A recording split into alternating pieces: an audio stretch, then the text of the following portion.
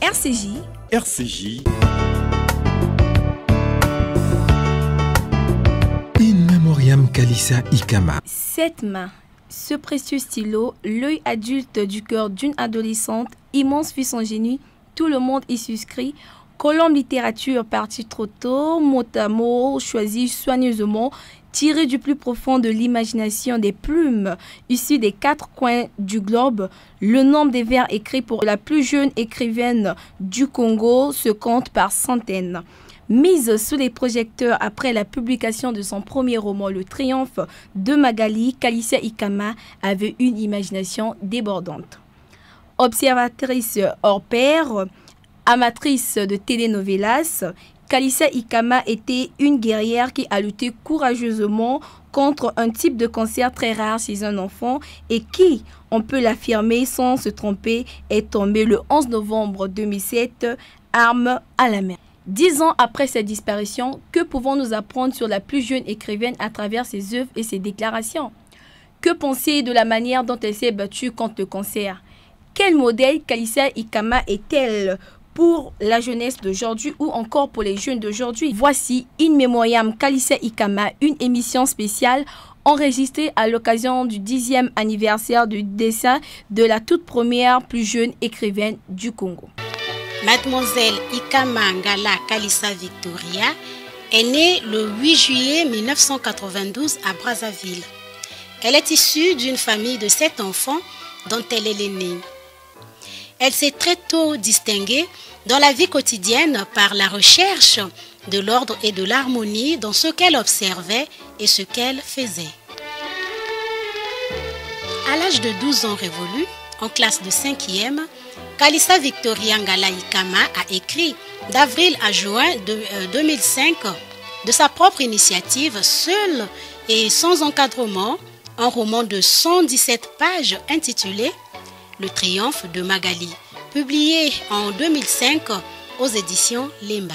Quelques semaines après avoir terminé le manuscrit de son premier roman, Kalissa a commencé à rédiger le manuscrit inédit de son deuxième roman intitulé Le Revers nous épie, manuscrit qu'elle a achevé en août 2006 avant de se rendre en vacances en France et en Espagne. Kalissa n'est malheureusement pas rentrée dans son pays à la fin de ses vacances en Europe car elle a été admise à l'hôpital Robert Debré le jour présumé de son voyage. Il a fallu procéder à plusieurs examens médicaux pour savoir de quoi souffrait exactement Kalissa. Kalissa, l'écrivaine précoce, s'est éteinte le dimanche 11 novembre 2007 autour de 5h30 du matin.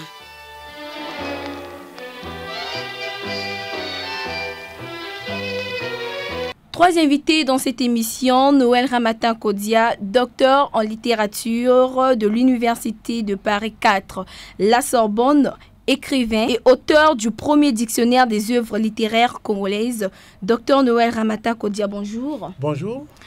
Pour marquer l'indice de la disparition de Kalissa Ikama, vous venez d'actualiser un article publié en 2007 et qui vient de paraître dans Afrique Éducation. Qu'est-ce qui vous y a motivé? Je savais qu'effectivement, que 2017 devait être l'anniversaire, plutôt 10e anniversaire de la mort de Kalissa Ikama.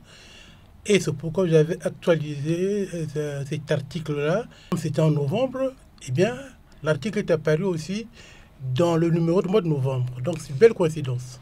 Nous reviendrons sur certains aspects de cet article plus tard. En tout cas, docteur, merci d'avoir accepté notre invitation. La deuxième invitée, la vingtaine révolue, elle écrit depuis l'âge de 11 ans. C'est en mars 2008, lors du 9e festival de théâtre scolaire, qu'elle a découvert Kalissa Ikama. Une découverte à l'origine de sa passion pour l'écriture depuis 9 ans maintenant. Déborah Grace Missietété, bonjour. Bonjour. Tu restes encore une écrivaine en herbe parce qu'il faut le signaler que tu n'as pas encore publié. Mais cela ne t'empêche pas d'être très actif sur les réseaux sociaux. En l'espace de 6 mois, il faut le dire que tu as multiplié le nombre d'abonnés à ta page, l'écrivain désespéré par 100, et l'une de tes publications a même dépassé les 25 000 vues. Il s'agit d'une nouvelle sur un lit d'hôpital relatant l'histoire d'une jeune fille s'appelant Letty. Elle vit à Brazzaville, elle est la tête d'un concert et ses parents vivent à Ouesso. Donc la jeune fille est délaissée de tous. D'accord, une deuxième question. Sur ta page L'écrivaine désespérée, tu parles de ta rencontre avec Kalissa Ikama en 2008, c'était bel et bien en 2008, comme si elle était toujours vivante. Lors du festival au Centre culturel français, j'avais retenu que quelques mots. Kalissa Ikama, plus jeune écrivaine du Congo, morte à tête d'un concert. Après ces mots, je me suis tellement sentie proche d'elle et cela a impacté toute ma vie. D'accord, merci. Notre troisième invité, c'est Monsieur Jean-Jacques Makaya, secrétaire général de la Fondation Kalissa Ikama. Monsieur Jean-Jacques, bonjour. Bonjour, mademoiselle. Dans cette émission, nous serons aussi en ligne avec le docteur Aldastevi Makwanzi, cancérologue pédiatre à l'hôpital Adolphe Cissé de Pointe-Noire. Docteur Aldastevi, bonjour. Bonjour. Chers auditeurs, chers téléspectateurs, cette émission spéciale est subdivisée en 3 rubriques. Kalissa la guerrière, Kalissa l'écrivaine et citation de Kalissa.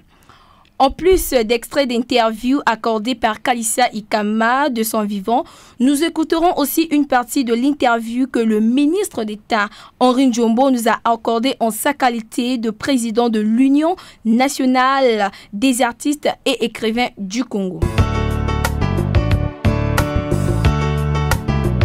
In Memoriam Kalissa Ikama. Commençons notre émission spéciale In Memoriam Kalissa Ikama avec notre première rubrique Kalissa la guerrière. Docteur Noël Ramatan Kodia. En novembre 2007, Kalissa Ikama a fait une rechute. Elle quitte le Congo le 9, arrive en France. Elle est à nouveau admise à l'hôpital de l'Institut Curé le 10 novembre au matin. Pendant 1h30 et se met à peindre un tableau. Juste après, elle ferme les yeux pour ne plus jamais se réveiller. Je pense qu'ici, nous avons l'image de l'artiste. Si elle a peint un tableau, c'est pour exprimer ce qu'elle veut peut-être exprimer en écriture. Mais en étant malade, elle a voulu laisser des empreintes, les idées cachées en elle. D'accord, merci, Monsieur Jean-Jacques Makaya. Ce dernier tableau que l'on peut considérer comme étant le testament de Kalissa Ikama représente une route blanche comme si elle était couverte de neige. De part et d'autre de la route, il y a des arbres plantés, 4 du côté droit et le reste du côté gauche. Le premier arbre, en allant dans le sens contraire des aiguilles d'une montre, est de couleur rouge sang. Les autres arbres sont tout blancs et semblent commencer à retrouver leurs feuilles vertes, ce qui évoque le changement de saison imminent. À votre avis, quel ultime message l'écrivaine transmet-elle et à qui? Je pense qu'elle transmettait ce message d'abord à sa fratrie, donc à ses frères et sœurs d'abord, et ensuite à toutes les familles congolaises. Et ce tableau, je l'ai longtemps observé, parce que c'est un tableau qui indique la route de la vie. Et l'arbre au fond, l'arbre rouge, parce que c'est Kalissa qui s'en allait. Et les arbres qui bourgeonnent sont ses jeunes frères et jeunes sœurs pour qui la route est encore longue, la route de la vie. D'accord, merci. Grâce Déborah Missétété. Je ne pense pas que le chiffre 7 est le fruit d'un hasard. Kalissa Ikama est issue d'une famille de 7. À son dernier moment, elle a pensé à sa famille et elle a préféré laisser un message au sien. D'accord, merci. Nous revenons à Monsieur Jean-Jacques Makaya. Kalissa l'écrivaine s'est battue contre sa maladie sans perdre ses plumes. Dans l'une de ses dernières interviews, elle parle même d'un livre qu'elle a écrit sur le cancer. 10 ans après, puisque nous célébrons le 10e anniversaire de la disparition de la plus jeune écrivaine, ce livre n'a toujours pas été édité. Le sera-t-il un jour? Si oui, quand? Oui, il le sera. Ça, je peux vous le confirmer. Quand au plus tard, le premier semestre 2008. D'accord. 2018, pardonnez-moi. D'accord. En 2006, lorsque Kalissa Ikama découvre qu'elle est atteinte du cancer, elle devient introvertie. Elle s'enferme dans un mutisme qui montre qu'elle a du mal à accepter ce qui lui arrive. Il a fallu de temps et un changement d'hôpital pour qu'elle retrouve en fait ses esprits. Docteur Aldastevi, est-ce que cette attitude de Kalissa Ikama est normale de la part d'une adolescente qui découvre tout à coup qu'elle a un cancer? Oui, bien sûr, c'est une attitude qui est normale. Un enfant qui est atteint de cancer, généralement, elle ne comprend pas. L'enfant ne comprend pas ce qui lui arrive Et devant la douleur, devant tout le mal que causait cette maladie, et l'enfant s'enferme. L'enfant ne réagit plus, l'enfant ne parle plus. Donc c'est normal que l'enfant soit introverti. Une autre question, Dr Alda Stevi. En février 2007, Kalissa Ikama écrit dans son journal intime: j'ai eu cette maladie sûrement parce que je gardais toutes les mauvaises choses que j'ai subies et certaines questions en tête. Est-ce que le stress, le traumatisme peuvent être considérés comme des facteurs de risque à l'origine de l'apparition de certains cancers chez l'enfant comme Kalissa le pensait? En effet, le stress provoque la libération de certaines substances chimiques telles que l'adrénaline, telles que le cortisol. Et tout ceci a un effet sur l'alimentation, les systèmes immunitaires et inflammatoires. Et de nombreuses maladies peuvent profiter de ces failles-là dans ces systèmes pour se développer. Donc c'est le cas du cancer. Un enfant qui a été exposé à un stress longtemps chronique peut, à l'âge adulte, sous l'effet de tout ce que j'ai dit avant, de certains facteurs, peut provoquer un cancer. Mais à l'âge adulte, chez l'enfant, non. Docteur Alda Stevi, merci beaucoup pour votre contribution. In Memoriam Kalissa Ikama.